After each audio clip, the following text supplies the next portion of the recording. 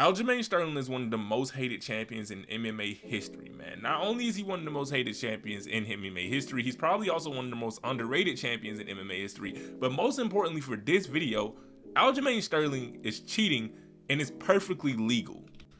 Now, before we get too deep in this video, I'm not talking about Aljamain Sterling cheating in a way outside of the cage. I'm talking about an actual method that he has started to use that is technically kind of cheating, but it's perfectly legal within the rules of MMA. So let's talk about it. Aljamain, people love him, people hate him. I've said it before. I believe he's one of the more talented champions in the company, and I currently believe he's definitely the most underrated champion in the company.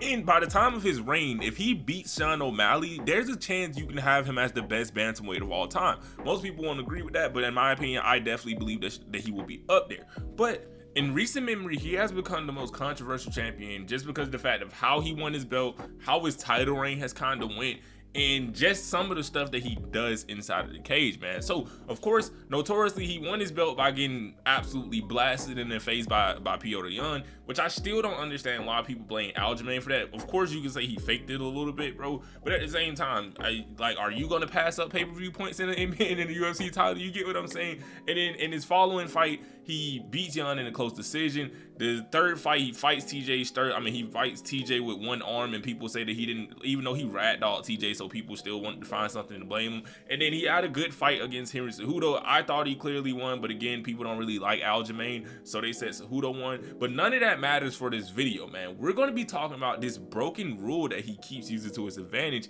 and that is the grounded opponent rule. Now, you're going to ask, what is the grounded opponent rule and why is it so important? Well, the grounded opponent rule by rules book in majority of states states that if you have two hands on the ground, you cannot strike your opponent with a knee to the head. Now, in majority of situations, this is not that big of a deal, right? Like, you get to the back, you can still strike with your hands. But particularly even with Aljamain Sterling, we saw him win the title by virtue of this rule, where of course, Petr Yan, somebody yells out from his camp, knee, and Yan, for whatever reason, of course, knees him in the face, loses his belt, whole controversy happens, all that good stuff. But even more than that, recently in the Cejudo fights, we've seen, well, particularly in the Cejudo fight, we saw a lot of positions that would have led to either Cejudo being on top of Sterling, or Cejudo being able to strike Sterling, or Cejudo just having an advantage inside of the grappling. And we see Sterling just straight up go both hands to the mat and essentially get in this grounded opponent position, man. And some people are going to say, cause a scramble. Well, by this position, the person who stuffed Aljamain Sterling's takedown would of course be in a dominant position. What this forces them to do is it forces them to scramble to a bad position or a less desirable position because they cannot strike him to the head. It's particularly if you watch the Henry Cejudo fight, whenever Aljamain Sterling would ever get stuffed in his takedowns or he would get stopped by Henry Cejudo, he would immediately put both hands on the mat and tuck his head because he knows that he cannot be struck from that position. Second position you'll see Aljamain Sterling use this to his advantage in a lot of times is what I call a standing front face lock position, man. Essentially where he's on his knees in front of his opponent, and instead of his opponent being able to strike him to the head, it essentially is a way just to stall the action and give Aljamain a chance to scramble. Now again, I do not blame Aljamain Sterling for taking advantage of this rule. This is a very, very smart thing on his part to use this rule to his advantage, man.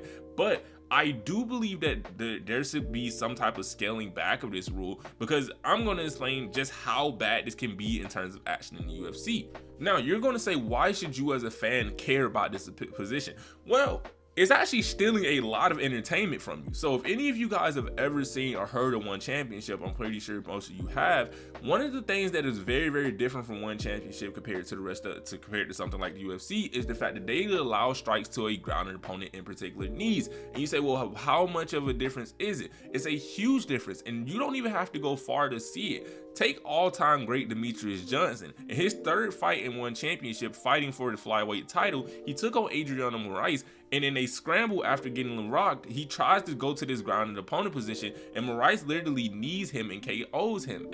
Not only that, it stops dudes from stalling positions. It stops dudes from just holding on to legs. It stops a lot of those positions that UFC fans and MMA fans in general just dislike because of the fact that they're stalling out of the progress of a fight, man. So, for example, if you take the Henry Cejudo fight, a lot of those positions where Cejudo is on Sterling in front of Sterling's head and he has this front phase lock or he has this front body lock, and Sterling just puts his hands on both of his hands on the ground, he will be able to strike him for that position, and that would force a scramble. That would force Sterling to do something in order to actually get out of a bad position, instead of just waiting and stalling and waiting for Cejudo to actually move off of the front of him, man. So I hope that this is giving you guys a little insight into this.